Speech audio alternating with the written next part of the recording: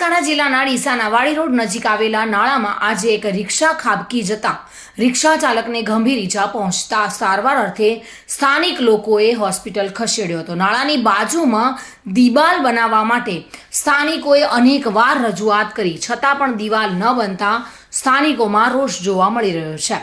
સુરતમાં ખુલ્લી ગટર એક નિર્દોષ બાળકનો જીવ લીધો હતો અને તેને હજુ તો સમય ઘણો વીત્યો નથી અને ત્યારે બીજી તરફ બનાસકાંઠા જિલ્લાના ડીસા ખાતે આવેલ મોતનું દેખાતું નાળું સ્થાનિકો માટે જોખમી બની રહ્યું છે। ખુલ્લા નાળાની આજુબાજુમાં કોઈ દિવાલ ન હોવાથી અવારનવાર અકસ્માતોમાં લોકો નાળામાં ખાબકે છે અને તેમને ગંભીર ઈજાઓ પણ પહોંચે છે। તેમ છતાં પાલિકા તંત્ર કોઈ નક્કર પગલાં ભરતું નથી।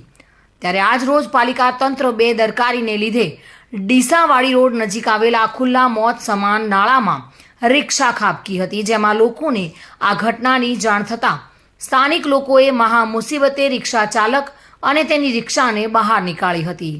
અકસ્માતમાં રિક્ષા ચાલકને ઈજાઓ પણ પહોંચી હતી, જેથી સ્થાનિક લોકોએ તેને નજીકની સિવિલ હોસ્પિટલમાં ખસેડ્યો હતો। જોકે અવારનવાર અકસ્માતની ઘટનામાં લોકો આ નાળામાં પટકાય છે, જેથી તેઓને ગંભીર ઈજા પણ પહોંચતી હોય છે।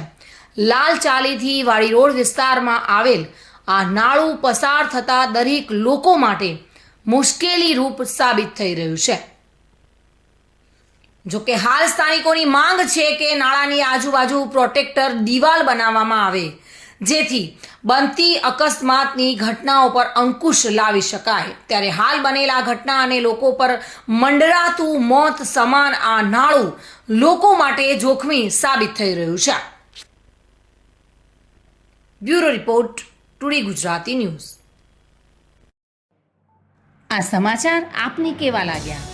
ટુડે ન્યૂઝને લાઈક, શેર અને સબસ્ક્રાઇબ કરો।